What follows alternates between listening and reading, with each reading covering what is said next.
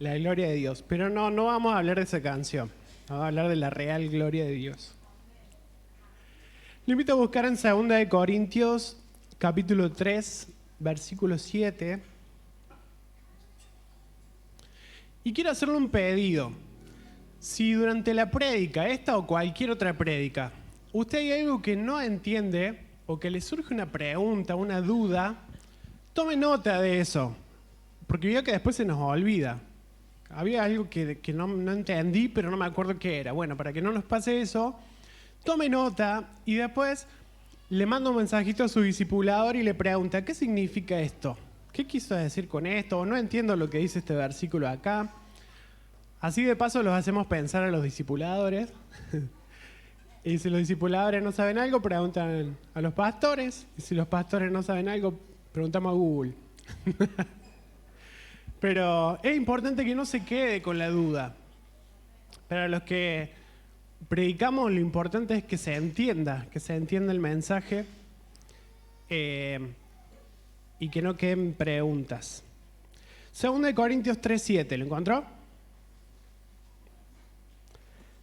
Dice, el camino antiguo, con leyes grabadas en piedra, conducía a la muerte, aunque comenzó con tanta gloria que el pueblo de Israel no podía mirar la cara de Moisés, pues su rostro brillaba con la gloria de Dios, aun cuando el brillo ya estaba desvaneciéndose. ¿No deberíamos esperar mayor gloria dentro del nuevo camino? Acá cuando está hablando del antiguo camino y el nuevo camino, estamos hablando del antiguo pacto y del nuevo pacto. ¿No deberíamos esperar mayor gloria dentro del nuevo camino ahora que el Espíritu Santo da vida? Si el antiguo camino que trae condenación era glorioso, ¿cuánto más glorioso es el nuevo camino que nos hace justos ante Dios? De hecho, aquella primera gloria no era para nada gloriosa comparado con la gloria sobreabundante del nuevo camino. Así que si el antiguo camino que ha sido reemplazado era glorioso, cuánto más glorioso es el nuevo que permanece para siempre. Que el apóstol Pablo está hablando acerca de la gloria justamente y comparando la gloria de Dios en un pacto y en el otro. Definir gloria o la gloria de Dios puede ser un poco complicado, pero por ejemplo buscando en el diccionario de Strong, de todas las definiciones que da, la que más me gustó y me pareció entendible es esta: la manifestación tácita de Dios. ¿Qué es la gloria de Dios? La manifestación tácita de Dios. También se puede traducir como esplendor, brillo, acciones que reflejan magnificencia, excelencia, preeminencia, dignidad, gracia. Y otra definición también significa buena opinión acerca de alguien y como resultado de eso, alabanza, honor y gloria. ¿Sí? A pesar de que es una palabra que usamos mucho, como sí, la gloria de Dios o el culto estuvo glorioso y usamos mucho, pero a veces hay poco entendimiento de lo que en realidad gloria significa. Por eso, a través de toda la prédica, quisiera que vayamos descubriendo juntos qué significa o qué es la gloria de Dios en el nuevo pacto, ¿sí? Pero me gustaría que nos quedemos con esto. La manifestación de Dios. ¿Qué es la gloria? La manifestación de Dios. Y como dice en los versículos que leímos al principio, que dice el apóstol Pablo, que la gloria de Dios se manifestó de una forma en el antiguo pacto. ¿El antiguo pacto tuvo gloria, sí o no? Sí. Pero en el nuevo pacto, la gloria de Dios se manifiesta de otra forma, ¿sí? Pero incluso dice que la gloria del antiguo pacto no es tan gloriosa, valga la redundancia, como la gloria del nuevo pacto. Incluso la gloria del antiguo pacto no era la verdadera gloria, era solamente una figura y sombra de lo que vendría a ser la gloria en el nuevo pacto. ¿Los estoy mareando o se me siguen?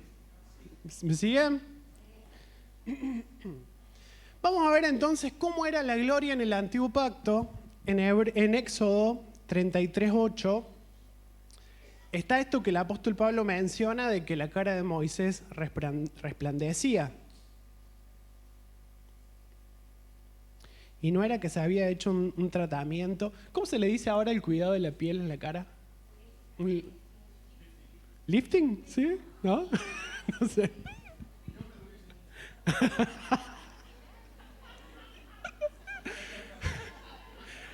La rutina de skincare, ahí está. No era porque Moisés había hecho un skincare, era algo sobrenatural.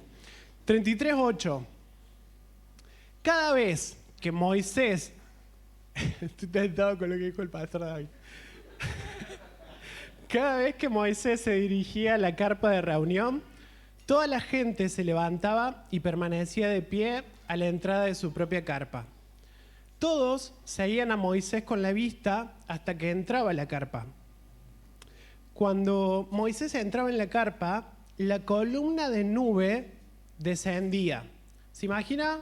Una nube en forma de columna descendía sobre el tabernáculo cuando Moisés entraba. Toda la gente estaban con sus carpas alrededor del tabernáculo y veían que la nube se movía, y eso significaba que Moisés había entrado y que Dios estaba hablando con Moisés, ¿sí? Cuando ellos veían que Dios, en realidad les avisaban antes, se ve, porque salían y se paraban en la puerta de sus carpas, y cuando veían que la nube descendía, ellos se arrodillaban. El 10, cuando el pueblo notaba que la nube se detenía a la entrada de la carpa, cada persona se paraba a la entrada de su propia carpa y se inclinaba. El 11, dentro de la carpa de reunión, el Señor hablaba con Moisés cara a cara, como cuando alguien habla con un amigo. Después, Moisés regresaba al campamento, mientras que su asistente, el joven Josué, hijo de Nun, permanecía en la carpa de reunión. Ahora vamos al 34:29, el capítulo que sigue. 34:29. Dice, cuando Moisés descendió del monte Sinaí, con las 2 tablas de piedra grabadas con las condiciones del pacto, es decir, los 10 mandamientos, no se daba cuenta que su rostro resplandecía porque había hablado con el Señor. Así que cuando Aarón y el pueblo de Israel vieron el resplandor del rostro de Moisés, tuvieron miedo de acercarse a él. Sin embargo, Moisés llamó a Aarón y a los jefes de la comunidad, les pidió que se acercaran y habló con ellos. Luego, todo el pueblo de Israel se acercó y Moisés le transmitió todas las instrucciones que el Señor le había dado en el monte Sinaí. Cuando Moisés terminó de hablar con ellos, se cubrió el rostro con un velo. ¿Sí? Esto es un destello, un resumen de lo que fue la gloria de Dios en el Antiguo Pacto, representada con una nube, representado con una columna de fuego, representado con rayos y truenos, representado con una luz que resplandecía en la cara de Moisés. Y como sabemos, en el Antiguo Pacto todo era, esto lo hablamos hace poco cuando hablamos de la importancia de la raíz, era externo, tangible, visible, temporal y natural. ¿Se acuerdan? Entonces la gloria de Dios en el Antiguo Testamento era esto, era la columna, era algo que la gente podía ver. Veían la luz resplandeciendo en la cara de Moisés, escuchaban los truenos y veían los rayos. Entonces todo eso en conjunto eran todas figuras y sombras de lo que en realidad es la gloria de Dios. ¿Sí? ¿Qué es una figura y una sombra? Es algo que te ayuda a entender. Todos los elementos del Antiguo Pacto eran simplemente cosas naturales que al verlas nos podían ayudar a entender una verdad espiritual. ¿Sí? ¿Se entiende?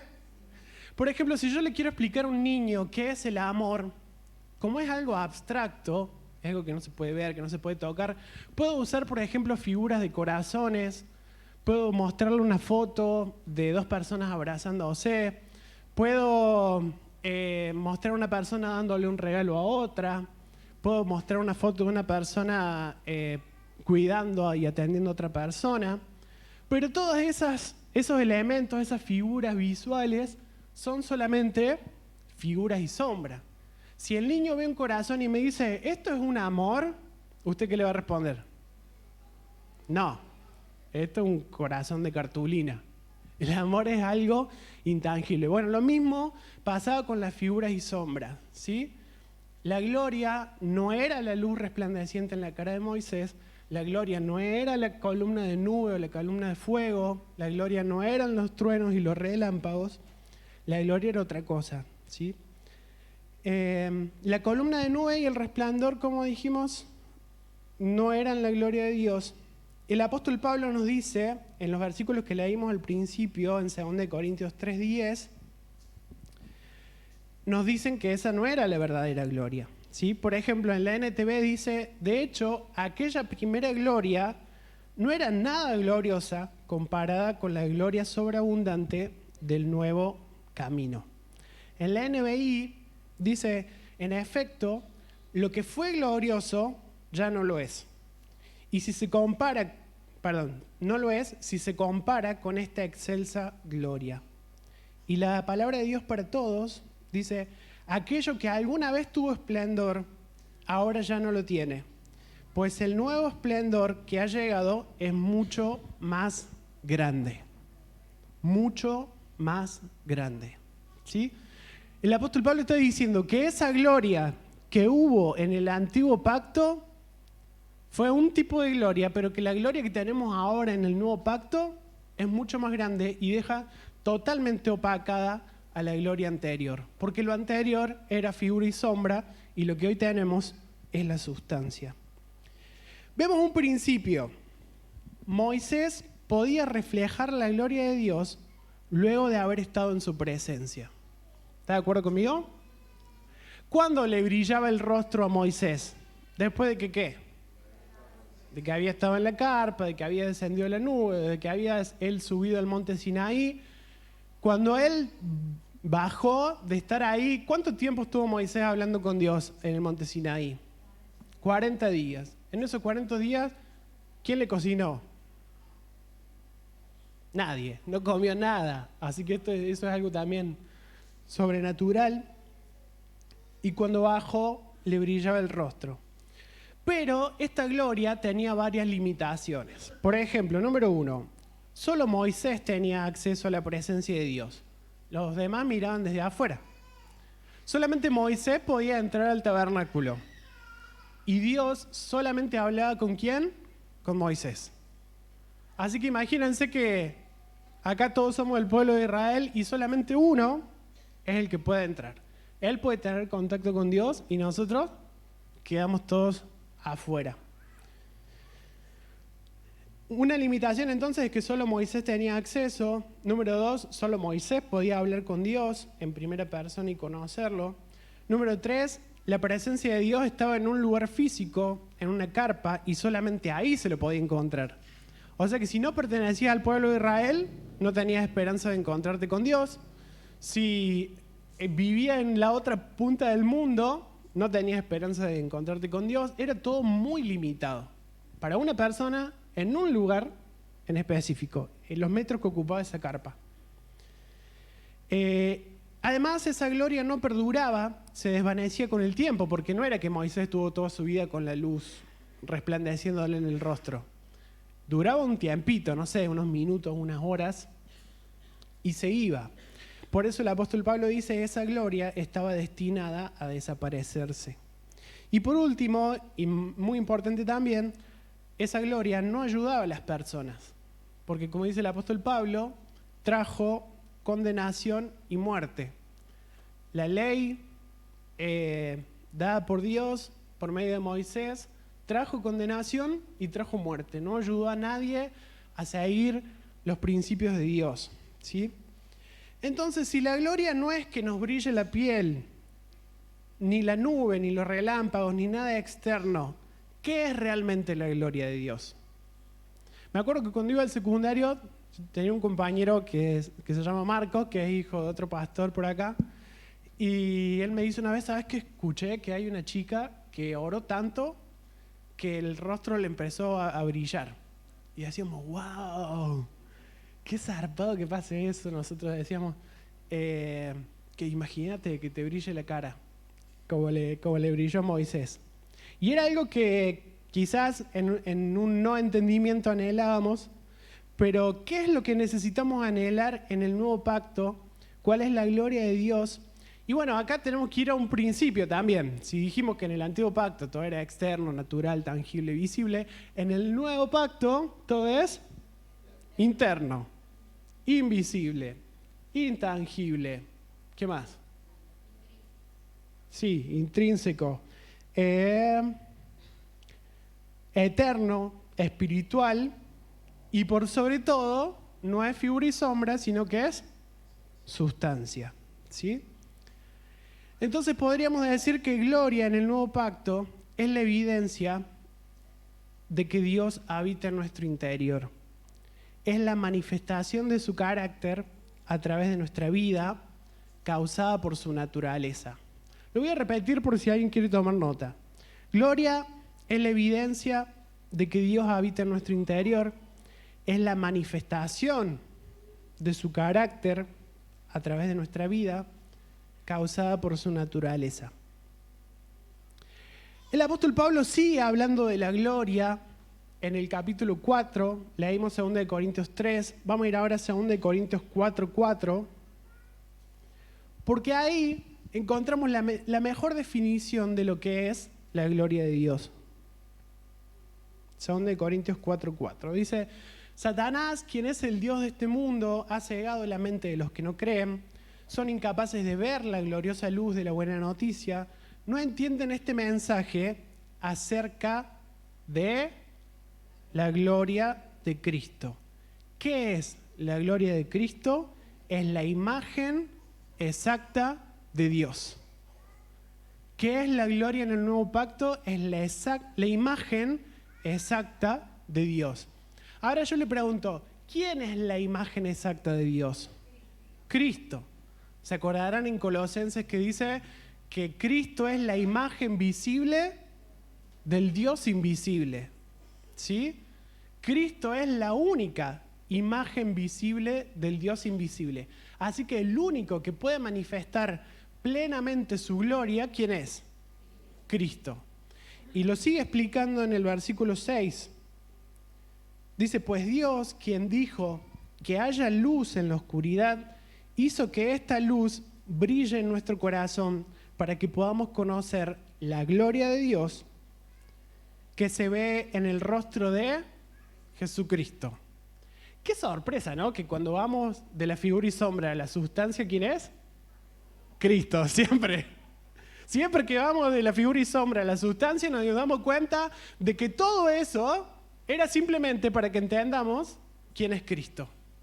El rostro brillante, la columna de nube, todo era simplemente un ingenio de Dios para explicarnos a nosotros niños quién es Cristo. ¿Sí? La imagen visible del Dios invisible.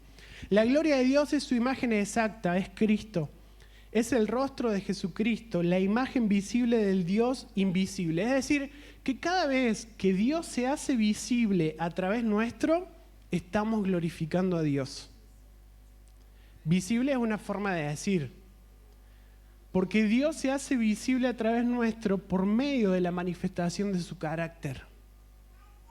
Cada vez que yo expreso humildad, estoy proyectando una imagen.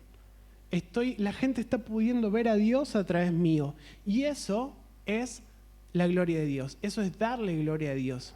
¿Sí? Solo podamos darle gloria a Dios a través de Cristo viviendo en nuestro interior. ¿Sí? Vamos a Hebreos 3:1 en la Reina Valera. Esto está escrito de forma tan hermosa en la Reina Valera que me gustaba esa versión. Dice, siendo el resplandor de su gloria y la imagen misma de su sustancia, y quien sustenta todas las cosas con la palabra de su poder. ¿De quién está hablando el autor de Hebreos? De Cristo. El resplandor de su gloria, la imagen misma de su sustancia y quien sustenta todas las cosas con la palabra de su poder. Todas las limitaciones de la gloria del antiguo pacto se rompieron en el nuevo pacto. Por eso ahora no solamente Moisés tiene acceso, todos tenemos acceso a la vida de Dios en nuestro interior. Y ya no buscamos o vamos a su presencia, no miramos desde afuera, sino que somos protagonistas. ¿Sí? Esta idea de que la presencia de Dios tiene que descender de afuera, ¿de dónde nos vino? De esta imagen de la nube descendiendo sobre el tabernáculo, ¿no? Pero en el nuevo pacto ya no es así, y la palabra presencia nos puede generar algún tipo de confusión, porque cuando buscamos la presencia de Dios o tenemos esta idea de que la presencia de Dios viene por un rato y después se va, no es algo constante, no es algo permanente, pero en realidad en el nuevo pacto, Dios habitando en nuestro interior es un continuo vivir en la presencia de Dios, ¿sí? Todos podamos hablar con Dios en primera persona y conocerlo, cosa que antes no podía pasar. Dios no está limitado a un lugar físico, lo podemos encontrar donde estemos. No es que tenemos que venir acá para encontrarnos con la presencia de Dios.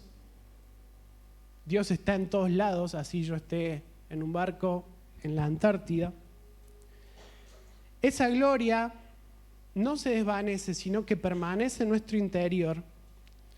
Y esta gloria nos libra de la condenación y trae vida. ¿Se dan cuenta por qué el apóstol Pablo dice que esa gloria en realidad no era nada comparada con esta gloria que tenemos nosotros hoy en el nuevo pacto? Y cuando el apóstol Pablo dice, ¿no deberíamos esperar mayor gloria ahora que estamos en el nuevo pacto que la gloria que vieron los que estaban en el antiguo pacto? ¿Qué se le viene a la imaginación a usted cuando el apóstol Pablo dice, ¿no deberíamos esperar mayor gloria? Si a usted se le vienen manifestaciones externas visibles, no estamos entendiendo lo que el apóstol Pablo está diciendo. No está diciendo que vamos a ver nubes, no está diciendo que vamos a ver fuego, no está diciendo que vamos a ver el rostro resplandeciendo. Lo que está diciendo es que en este pacto vamos a ver mayor manifestación de Cristo. Vamos a conocer más en profundidad el carácter y la esencia de Dios. No solamente lo vamos a conocer, sino que lo vamos a manifestar desde adentro nuestro hacia afuera. El pueblo de Israel nunca pudo dar a conocer a Dios mediante su forma de vivir, o su forma de hablar, o su forma de pensar, o su forma de actuar. Por más que lo intentaron de todos los medios, por más que vinieron todos los profetas mayores y menores, por más que vino Jesús mismo a transmitir el mensaje, nunca pudieron reflejar a Dios por medio de su manera de vivir, o su manera de pensar, o su manera de hablar. Y eso era para que nosotros entendamos que sin Cristo habitando en nosotros no hay esperanza de darle gloria a Dios. Solo uno fue la imagen exacta de Dios, y ese uno fue Jesús. Jesús fue el único. Por eso él pudo decir, ¿vieron cuando los discípulos, Felipe se ve que le preguntó, vamos a Juan 14:9, muéstranos al Padre, le dijo Felipe. Y Jesús respondió, Felipe, he estado con ustedes todo este tiempo y todavía no saben quién soy. Los que me han visto a mí, han visto al Padre. Eso es la gloria de Dios. Eso es la gloria de Dios. Eso es ser lo que decía Hebreos, el reflejo de la gloria de Dios. Entonces, ¿cómo me pides que le muestre al Padre? ¿Acaso no crees que yo estoy en el Padre y el Padre está en mí? Las palabras que yo digo no son mías, sino que mi Padre, quien vive en mí, hace su obra por medio de mí. ¿Cuál era el secreto de Jesús para irradiar la imagen exacta de Dios? Ahí en el mismo versículo lo dice. ¿Acaso no crees que yo estoy en el Padre y el Padre está en mí? Ese era el secreto por el cual Jesús mostraba hacia afuera la imagen perfecta de Dios y podía decir, si me han visto a mí, lo han visto al Padre. La vida de Jesús estaba rendida, por eso el Padre podía hacer su obra por medio suyo. ¿Vieron que dice Jesús? Mi Padre, quien vive en mí, hace su obra por medio de mí. En Jesús vemos la verdadera gloria de Dios, su imagen exacta. Y ahora me gustaría que nos preguntemos, ¿qué provoca? ¿Por qué es importante la gloria de Dios? ¿Qué provoca en otras personas cuando yo irradio la gloria de Dios? ¿Por qué es parte fundamental del propósito eterno de Dios? Si no entendemos lo que es su gloria y no irradiamos su gloria, el propósito eterno de Dios no se cumple. Juan 1:14, busquemos por favor. Juan 1:14. Dice, y aquel verbo fue hecho carne y habitó entre nosotros y vimos, ¿qué cosa? Su gloria. Gloria como del unigénito del Padre, lleno de gracia y de verdad. Sí, perdón, ahí está. Y aquel verbo fue hecho carne y habitó entre nosotros y vimos su gloria. El apóstol Juan, escribiendo esto y recordando lo que fueron sus días en la tierra con Jesús, dice, y vimos su gloria. Después de haber hablado todo esto en la prédica, ¿no? ¿Qué significa que Juan dice que vio su gloria? Que vio la imagen nítida de Dios. Gloria como del unigénito del Padre. Porque la gloria es algo genético, es algo de naturaleza. Un hijo es la gloria de su padre porque refleja características del padre. ¿Le ha pasado a los que son padres, de ver a su hijo y ver que tiene los mismos gestos, la misma forma de pararse, la misma postura, la misma forma de caminar o la misma forma de hablar que alguno de los dos padres? ¿Le ha pasado? ¿Sí? O los abuelos. Y por más que no querramos, eso está en nuestro ADN. No es que los padres le dicen, a ver, párate así, camina así, o que alguna vez se tomaron el tiempo de decirle o explicarle cómo tiene que hacer. No, lo hace porque es su naturaleza.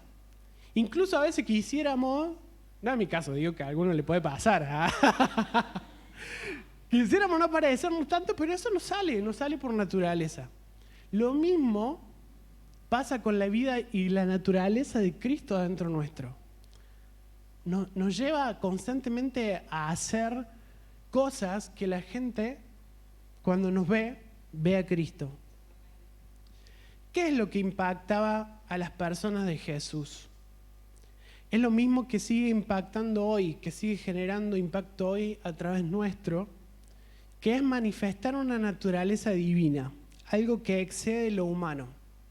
Muchas veces en los evangelios vemos que se describe como, y la gente se maravillaba, y la gente se asombraba. Jesús constantemente le estaba rompiendo y volando la cabeza a las personas porque hacía cosas que no eran parte de una naturaleza humana. Y no me refiero solo a los milagros, sino gestos como un líder un rey que le lava los pies a sus discípulos, a sus servidores. La gente veía eso y decía, ¿qué? Eso nunca se había visto. Hoy quizás para nosotros es como, bueno, conocemos esa historia. Pero usted ha visto las series de las monarquías, de los reyes, de las reinas, de Crown, ¿no? Esas historias. ¿Usted se imagina un rey sacándose la corona, su vestidura y limpiándole los pies a un sirviente? Ese tipo de cosas que Jesús hacía, que manifestaban al Padre, que le daban gloria al Padre, rompían la cabeza de la gente. No entendían por qué. ¿Por qué hace eso? Y estaba manifestando una naturaleza sobrenatural, algo que no pertenece a este mundo. Es algo a lo que no estamos acostumbrados, entonces no lo podemos creer, no lo entendemos, pero a la vez lo admiramos y hay algo en ello que nos atrae. cuando alguien manifiesta a Cristo de alguna forma, no entendemos. No entendemos por qué esa persona está siendo buena con nosotros. No entendemos si tiene algún interés oculto detrás o no. No entendemos. Pero hay algo que nos atrae y además nos sentimos confrontados por lo que esa persona hace. Nos lleva al temor de Dios, al arrepentimiento y provoca una transformación en nuestro interior. Hay una escena en The Chosen que me quedó muy grabada, esa serie que se llama Los Elegidos. Vieron que hay una parte en la que Jesús dice, si un soldado te exige que lleve su equipo por 1 kilómetro, llévalo 2, ¿sí? Yo pensé que esto era como un ejemplo, como algo que te podía llegar a pasar alguna vez, ¿no? Pero en realidad era algo más común de lo que pensamos.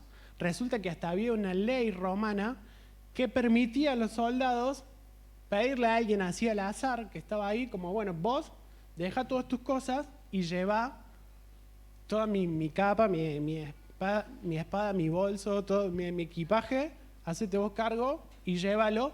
Pero la ley decía que podían hacerlo hasta 1 kilómetro, ¿no? Y en esta escena pasa eso, unos soldados le piden a Jesús y a sus discípulos que le lleven sus cosas y se burlan de ellos y los maltratan, le ponen un casco romano. Cuando se cumple el kilómetro, los discípulos dicen como, bueno, menos mal, tiran todo, pero Jesús sigue caminando. Entonces le dicen a los discípulos, Jesús, ¿qué estás haciendo? Entonces Jesús le dice, levante las cosas porque vamos a llevarlo otro kilómetro más. Y aunque esta es la escena de una serie, ¿no? Creo que es totalmente compatible con lo que Jesús haría, siendo coherente entre lo que dice y lo que hace, genera un impacto en los soldados romanos que no pueden creer lo que está pasando. Entonces, esa confrontación los hace cambiar de actitud. Ya no se burlan, ya no se ríen, le sacan el casco, empiezan a respetarlo, empiezan a honrarlo y lo miran extrañamente como, ¿por qué está haciendo esto? Y ahí, eso es lo que estoy hablando, de que la gloria de Dios, el reflejo de su carácter manifestado a través nuestro, rompe la cabeza del mundo, no lo entiende, no lo puede entender, pero a la vez le genera confrontación, a la vez genera arrepentimiento, a la vez le hace darse cuenta de que estamos haciendo mal las cosas y que necesitamos cambiar. Eso provoca la gloria de Dios a través nuestro. La gente muy posiblemente no cambie por nuestra predicación, porque nosotros digamos, demos el sermón del monte, demos el sermón de esto, el sermón del otro, pero el ver que esa persona es coherente entre lo que dice y lo que hace, eso te provoca un impacto internamente que no podés negar que la esencia de Dios se está manifestando a través de esa persona, ¿sí? Por eso digo que lo admiramos, nos atrae, nos lleva al temor de Dios, al arrepentimiento. Fíjense que la gloria en el antiguo pacto lo lleva a la gente al temor de Dios, al terror. Le hacía darse cuenta lo grande que era Dios, daba a conocer una parte de su esencia, pero no lo llevaba a poder cambiar. En cambio, la gloria en el nuevo pacto nos lleva a una transformación interior. Nuestras palabras no impactan tanto como nuestras acciones. Lo impresionante de Jesús era la coherencia entre sus palabras y sus acciones, porque Él daba una enseñanza acerca de que entre vosotros no será así, el que se crea mayor entre ustedes tendrá que servir al resto, pero no eran solamente palabras. Cuando llegó la hora de la acción, lo hizo. Amen a sus enemigos, oren por ellos. Cuando llegó la hora de la acción, Jesús en la cruz oró por sus enemigos. Y dijo, Padre, perdónalos, porque no saben lo que hacen. Cuando un enemigo vino a arrestarlo y Pedro le cortó la oreja, Jesús hizo un milagro de sanidad y le volvió a unir la oreja. Yo me imagino la cara y la confusión del soldado romano. ¿Por qué hace esto? Lo estamos apresando, lo estamos maltratando. ¿Por qué hace esto? me imagino que se habrá quedado así, ¿no? Algo internamente cambia cuando nos enfrentamos, cuando somos testigos de la gloria de Dios. Algo nos vuela a la cabeza y nos damos cuenta que no es de este mundo. Si bien sus enseñanzas parecían demasiado elevadas, las enseñanzas de Jesús, con su ejemplo demostró que sí se puede. Aún hoy escuchamos que si alguien te golpea en una mejilla, poné la otra y nos parece demasiado. ¿Pero Jesús lo hizo, sí o no? Siendo humano como nosotros, pero con una vida interna que gobernaba. Así logró reproducirse en otros. Los discípulos, viendo todo eso, yo creo que el ejemplo de haber visto es lo que Juan estaba diciendo en lo que leíamos, ¿no? Y vimos su gloria. Fuimos testigos de su gloria. Lo vimos a Él y vimos al Padre. Mientras preparaba esta prédica me acordaba de algo que pasó hace muchísimo tiempo y voy a hacer una confesión acá al frente de ustedes. Ah, les interesó, ¿no? Son chusmas. Pero no sé si habré tenido 12, 13 años y tenía que decirle algo al pastor David, ¿no? Tenía que avisarle de algo. Ahora no me acuerdo bien la situación. Tenía que avisarle, pero la cuestión es que me olvidé y no le dije nada. Llegó el momento y otra persona me dice, ¿no le dijiste nada al pastor David? ¿Y qué se me ocurrió a mí hacer? Mentir. Entonces, no, yo sí le dije al pastor David. Se habrá olvidado. Entonces, miren mi cara rota, que voy al pastor David y le digo, pastor, ¿no se acuerda que yo le dije? Y el pastor David, ¿sabe qué dijo? Me dijo, te pido perdón, porque se me debe haber olvidado que me dijiste. Yo estoy seguro que sí sabías. Pero esa muestra de grandeza, de madurez y de glorificar una parte de Cristo, me confrontó. Porque ¿qué es lo que yo me esperaba? No, vos no dijiste nada. Pero esa muestra de humildad, ¿no? De que una autoridad reconozca que pudo haberse equivocado, me confrontó. Y fue a mí una enseñanza que me quedó marcada, ¿no?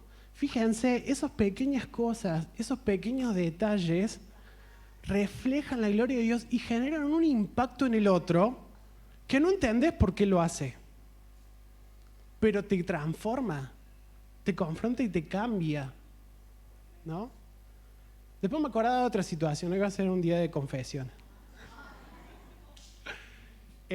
Hace como 4 años, un cliente me pidió 20 tazas que le haga personalizadas, 20 tazas mágicas. Bueno, las hice, para mí habían salido perfectas. Cuando le estoy guardando una de esas 20, estaba un poco picada abajo. Pero el cliente ya venía a retirarlas, entonces dije, bueno, espero que no la vea, espero que le toque a alguien que no sea tan detallista. Era muy chiquitito, pero estaba picada ahí abajo. Bueno, la cosa es que viene el cliente, se la lleva y al otro día me manda un mensaje, me dice, mira, era un cliente cristiano, ¿no? Una de las tazas estaba picada. Y otra vez, en vez de hacerme cargo de mi error, dije, se habrá picado cuando la llevaste en el auto. Mirá, la llevé con el máximo cuidado. Digo, la voy a hacer de nuevo, no te hagas problema. Pero quedó como que el problema era de él, ¿no? Entonces, bueno, la hago de nuevo. Viene esta persona y me dice, ya te transferí lo de la taza extra. Le digo, no, pero si yo me iba a hacer cargo. No, dice, porque es cierto, se puede haber roto en el camino. Yo sé que él sabía que no se había roto en el camino. Sin embargo, para no meterse, digamos, en una discusión de que sí, que no, decidió hacerlo. Le digo, ay, mira, te tengo que confesar y te pido perdón, porque no sé por qué te dije eso, pero yo sí me di cuenta de que estaba antes picada. Bueno, no te das problema, dice, quédatelo y te agradezco por tu honestidad. Cuando él se fue del negocio, yo me sentí la peor basura del mundo. me confrontó muchísimo y dije, ¿por qué dije eso? ¿Por qué hice eso? Esa muestra también de grandeza de parte de él me confrontó en lo más profundo y te aseguro que nunca más volví a hacer eso. Porque me mostró una parte de Dios, ¿no?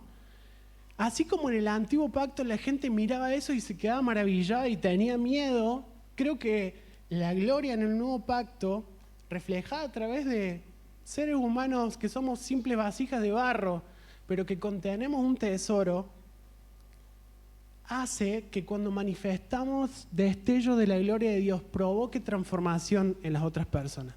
Y que te rompa la cabeza también, porque hacen cosas que es diferente a lo que vos te esperas que este mundo hace o que este mundo pasa.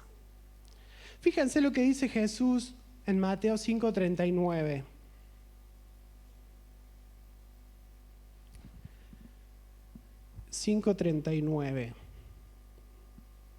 Esto sería en la NTV. Yo tengo, si alguien te da una bofetada en la mejilla derecha, ofrécele también la otra mejilla. ¿Será Reina Valera? Era la anterior, pero empezaba más tarde, más adelante, en la NTV. Ahí está, si alguien te da una bofetada en la mejilla derecha, ofrécele también la otra mejilla. El 40.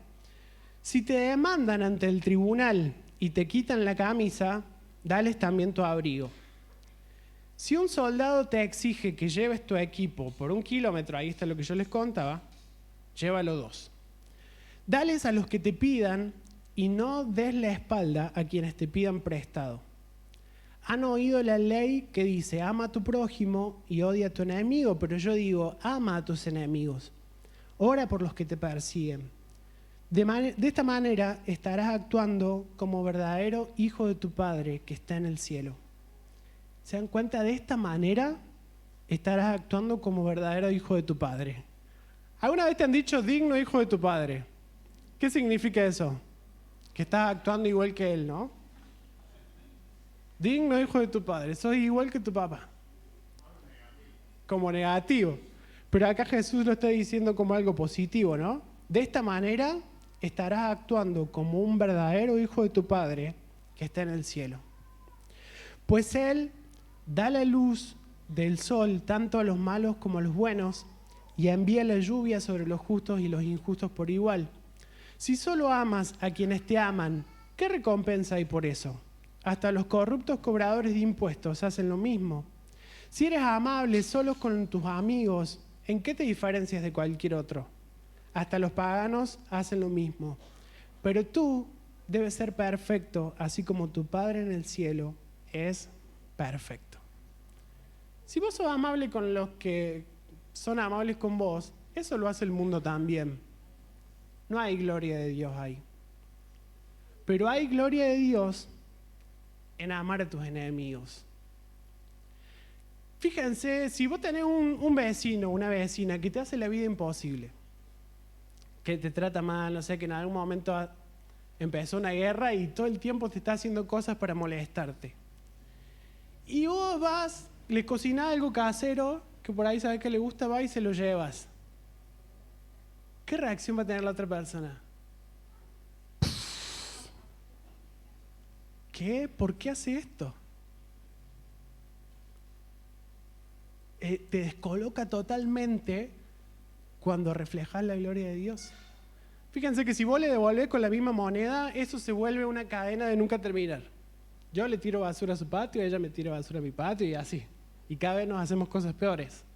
Pero si alguien tiene la madurez suficiente para dejarse perjudicar y demostrarle amor, no solamente dejarse perjudicar, sino que darle bien, pagar bien por mal, eso corta y genera en la otra persona un arrepentimiento genuino, ¿no? De decir, yo también hice mal, perdóname.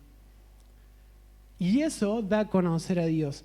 Y fíjense que Jesús dice, pero tú debes ser perfecto, así como tu Padre en el cielo es perfecto. Y entendemos que esta palabra perfecto es, ¿cuál? Pensé que todos lo iban a saber. Maduro. Cada vez que en el Nuevo Testamento se usa esta palabra perfecto, significa maduro, si buscamos en el diccionario original. Alguien que ha completado todos los procesos, que ha vivido un proceso interno para reflejar la vida de Cristo, ¿sí? Por eso, todo esto que estamos hablando creo que tiene mucho que ver con madurez. ¿Vieron cuando los niños se pelean, los hermanos, y a veces los padres esperan que el más grande no se ponga a la misma altura que el más chico, sino que sea maduro, ¿no? Entonces yo creo que fue la madurez de Jesús la que lo llevó a estar dispuesto a reflejar la gloria de Dios. Por ejemplo, cuando los soldados romanos lo habían maltratado y se reían y se burlaban y lo escupieron y lo golpearon, y le pusieron un cartel acá arriba que decía Rey de los Judíos para burlarse, y le pusieron una corona de espinas. Jesús, desde su madurez, pudo orar y decirle a Dios: Padre, perdónalos porque no saben lo que hacen. Señor, son niños, son inmaduros. No se dan cuenta de lo que le están haciendo al Rey de Reyes y Señor de Señores. Me imagino que Jesús, conociendo al Padre, se habrá imaginado la furia que tenía el Padre viendo eso. Y él intercediendo y diciendo: Padre, perdónalos porque no saben lo que hacen. Se dan cuenta que la madurez nos lleva a ponernos en otra posición. No me pongo a pelear con el vecino que me tira basura a mi casa. Me pongo desde una posición de madurez para ver que es una persona que no conoce a Cristo, que tiene cosas sin resolver en su corazón, que nunca ha venido a la escuela del corazón y del carácter, pero yo sí. Entonces, ¿a quién le corresponde manifestar a Dios? A mí. La perfección y la madurez nos permite manifestar la gloria de Dios. Jesús manifestó la gloria de Dios cuando lavó los pies a sus discípulos, cuando sanó la oreja del soldado que lo estaba apresando, cuando intercedió por los que estaban crucificando, y así creo que si leemos el Evangelio vamos a ver en cada capítulo una manifestación de la gloria de Dios, ¿no? En eso consiste el propósito eterno de Dios, cada uno de nosotros dando a conocer a Dios. Eso tiene un efecto multiplicador, porque los discípulos vieron lo que Jesús hacía y después estuvieron dispuestos a hacerlo ellos. Vieron a Jesús dispuesto a morir por esa verdad y ellos murieron por esa verdad. Si tus hijos o tu esposo ve que vos le haces una torta y se le llevas a tu vecina que te maltrata, eso genera no solamente una confrontación en la otra persona, en todos los que te ven a hacer esa situación. ¿Por qué hace eso? Eso genera un aprendizaje y una confrontación mucho más alta que simples palabras, que simples enseñanzas. No, yo siempre le digo que no mienta. Yo siempre le digo que no robe. Bueno, pero no solamente lo digamos, lo hagamos. Yo cuando veía esta serie que les contaba, esta partecita de esta serie, eso me impactó tanto que fue el puntapié de esta prédica, ¿no? Porque digo, ¿cuánto impacto tiene en el mundo la manifestación de la gloria de Dios? ¿Cuánto impacto tiene? Realmente te rompe la cabeza ver, y la mayoría, esto no quiero que se traduzca como, bueno, a partir del lunes me voy a esforzar por... Esto es manifestación de una naturaleza. Quizás nos va a pasar muchas veces que no nos dimos cuenta por qué lo hicimos, pero otra persona pudo ver a Cristo en lo que nosotros hicimos. Pudo ver a Cristo en lo que hicimos, en lo que dijimos, quiero decir. Le invito a ponerse de pie.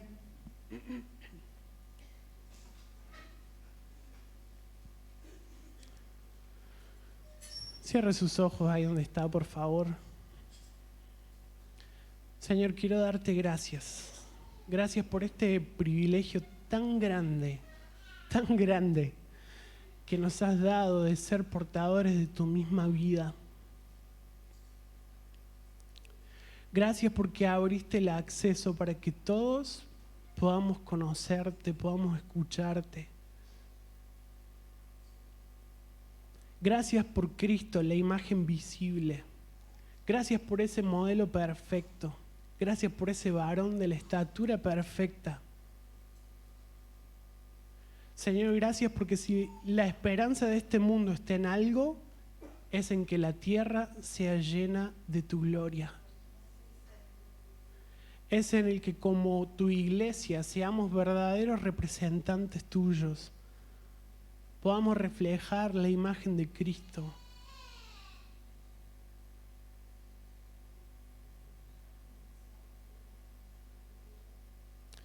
Vamos a escuchar una adoración. La letra de esta canción dice: desde nosotros tú brillarás. Y Señor, queremos decirte que ese es nuestro anhelo. Ese es nuestro anhelo, Señor. Brilla a través nuestro.